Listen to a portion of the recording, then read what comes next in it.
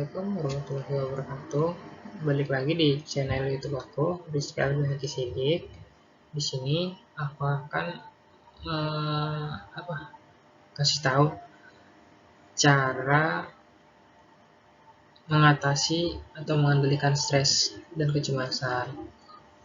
Di sini sedikit profil biodata aku.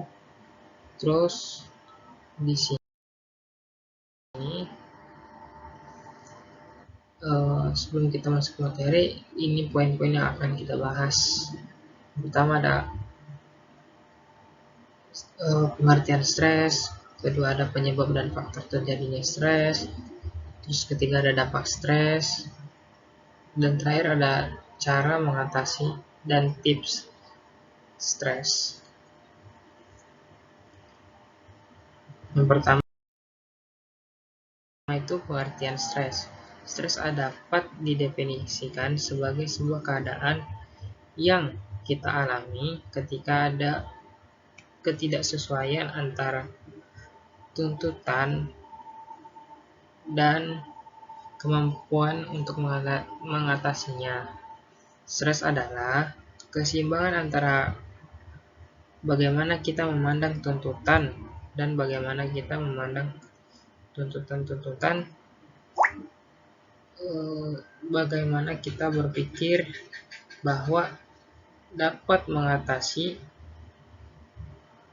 semua tuntutan yang menentukan apakah kita merasa tidak stres, merasakan distress, ataupun eustress.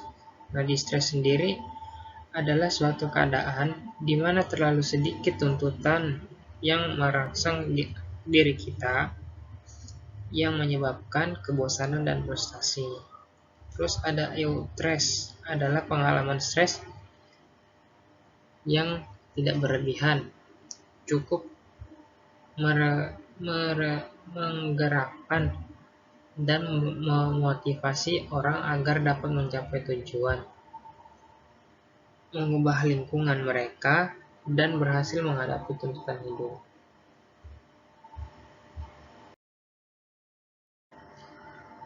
Terus ada penyebab dan faktor terjadi stres.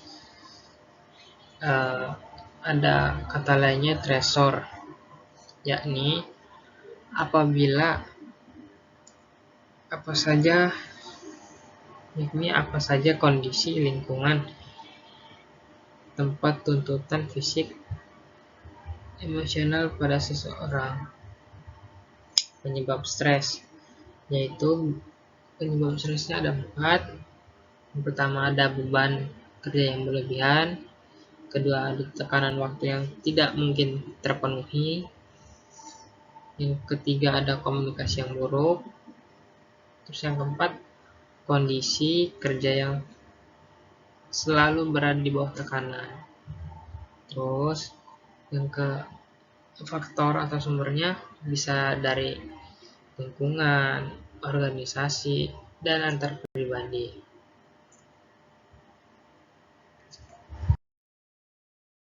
Akibat stres atau dampak stres bagi kita sendiri. Yang pertama tuh fisik ya. Fisik.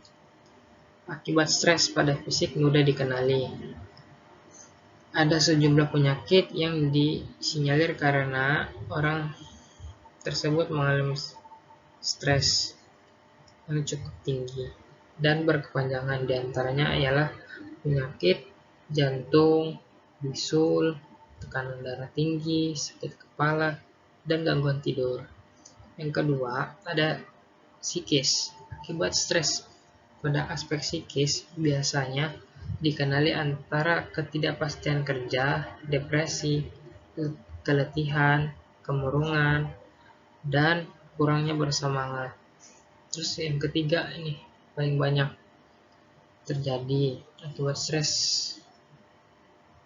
pada perilaku, yaitu kinerja kita jadi rendah, terus naiknya tingkat kecelakaan kerja, terus ada salah mengambil keputusan ya, mikir panjang yang gimana gitu. Terus tingkat absennya tinggi, jarang masuk. Yang terakhir, agresi di tempat kerja.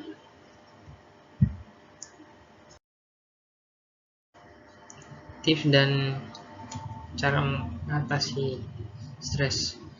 Pertama, lakukan pijat tubuh, karena pijat tubuh sendiri dapat merilekskan otot-otot pada tubuh kita supaya nggak terlalu tegang. Terus meditasi di sini buat mengendalikan pikiran kita supaya berpikir positif. Terus yang ketiga, olahraga yang teratur. Terus lakukan hobi, ya kayak dengar musik, baca buku, nyanyi gitu. Terus terakhir yang kelima, tidur yang teratur. Tidur yang teratur itu paling bagus minimal 8 jam tidur. Itu udah segar banget. Terus waktu-waktu tidurnya paling bagus dari jam tidur bagus tuh dari jam 10 ya jam 10 kalau nggak jam 8 malam mulai udah tidur tuh. Pagi-paginya tuh udah segar kalau udah bangun. Terus di sini ketahuilah bahwa setiap orang mempunyai kecenderungan stres dengan cara yang berbeda. Sebetulnya mengatasi stres tidak terlalu sulit seperti yang dipikirkan. Ini hanya masalah bagaimana kita melihat suatu sudut dari sudut yang berbeda dan membaca dan mengikuti tips-tips yang tadi aku kasih. Kemudian juga dapat membantu kita dalam menghilangkan stres atau mengatasi stres. Mungkin itu saja yang dapat aku sampaikan. Assalamualaikum warahmatullahi wabarakatuh.